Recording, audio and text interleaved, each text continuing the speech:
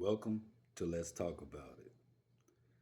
I've had an interesting day and I thought I'll share it with my friends and my subscribers to get a kind of uh, a point of view from you all. Everybody knows, well, not everybody, if you don't know, there's a 30-day fitness challenge that me and another content creator, Foreign Blood, we are going to see who get the best results, and it's for, mental and physical health. And I go to the gym because I'm a TBI survivor. And I realized, staying active, taking walks out here in the country, and doing other things and working with my hands and stuff, not only do I get better physically, mentally, it helps me, it takes me to a place where I think better, I think clear, and I'm feeling better. I'm able to do more things than I thought I could do. And that's the whole point of this challenge. But at the gym today, I have a busy day, so I start my mornings early. In the gym, I'm working out. I always practice on, my endurance. I walk kind of hunched over sometimes because of my nerve damage from my TBI. So I work on posture. I strengthen my hands because you can't lift weights unless you have strong hands. And I work on my legs a lot because sometimes my right leg, I can be walking and sometimes it might decide to do the stanky leg or something all by its own. But realistically, working out, I noticed everybody in the gym was on their phones, taking pictures on their phone, watching social media. And to me, I get it. But when we go to the gym, you seem like you want to focus on something else. I listen to a little music to get pumped, for a little motivation. But it's a weird dynamic when people are actually posing and and things like that, taking photos of each other, making content or whatever. And it's not a lot of people because I go to a small gym out here. Well, anyway, every now and then I break out my phone and I videotape some things that I kind of want to work on.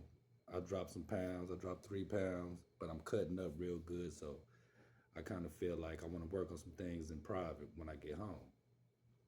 A young man asked me, he was like, "Man, I see you here, oh geez, what you doing? What are you taping?" And I told him, I have a channel on YouTube, but for the most part, I am a fan, a viewer.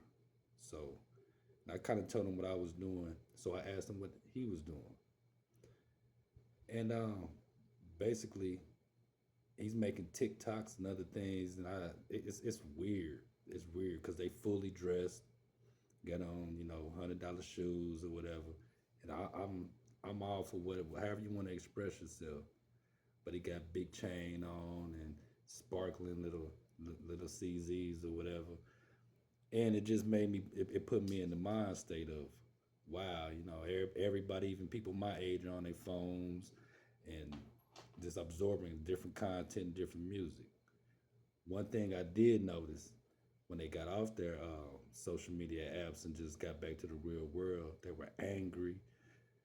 Something that they seen may have bothered them, and the subjects they were talking about, I can't relate to it, but it's a younger demographic, a younger Caucasian demographic, and the stuff they watch is kind of gross, kind of how should I say, kind of disrespectful, disrespectful, kind of like the jackass kind of content and weird off humor, which I get it. It's not my thing, so but I also knows like their conversations when once they cut off social media, it seems like they can't really unplug.